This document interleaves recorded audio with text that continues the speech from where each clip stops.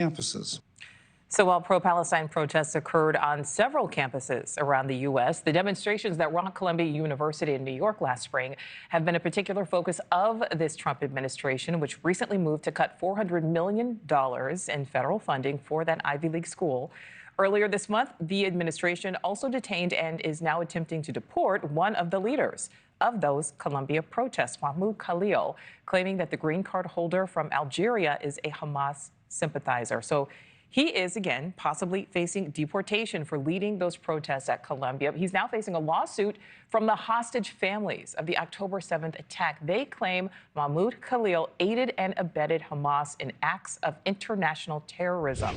Rich McHugh is live for us there on Columbia University's campus. So, Rich, you had a chance to speak to some of those relatives. What else are they saying?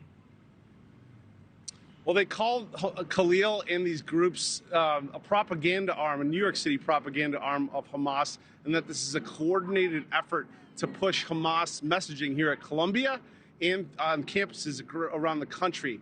Now, six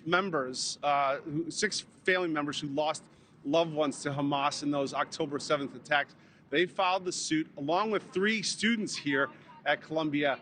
They're targeting several groups, and I want to read them. Columbia Students for Justice in Palestine, Columbia Barnard Jewish Voice for Peace, Columbia University Apartheid Divest.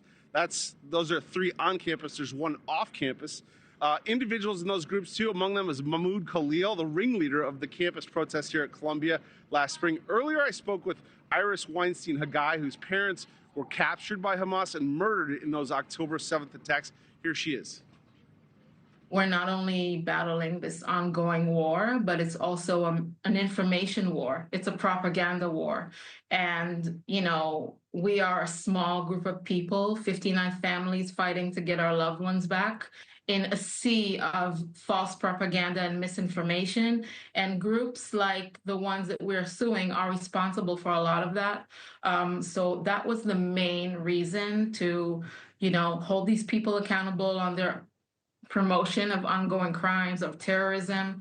We have to remember Hamas are a listed terrorist group in the U.S., and we can't have groups like these in universities promoting false information and justifying the massacre of my parents and kidnapping their bodies.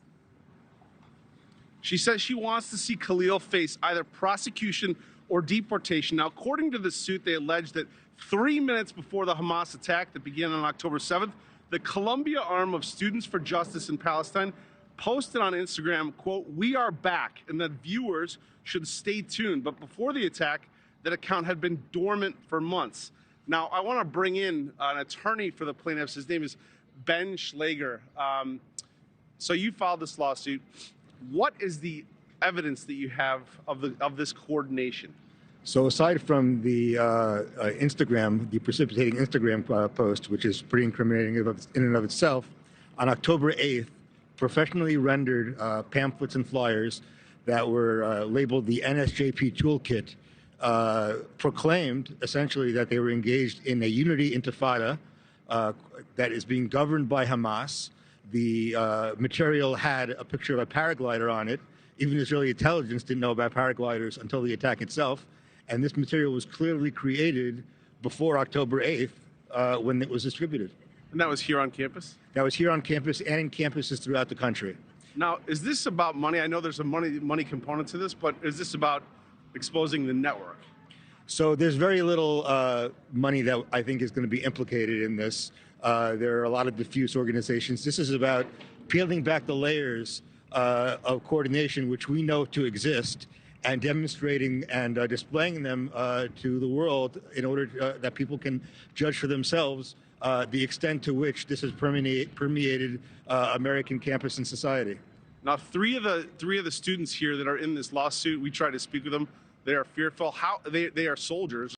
Thanks for watching. Go to joinnn.com to find NewsNation on your screen. And don't forget to click the red subscribe button below to get more of NewsNation's fact-driven, unbiased coverage.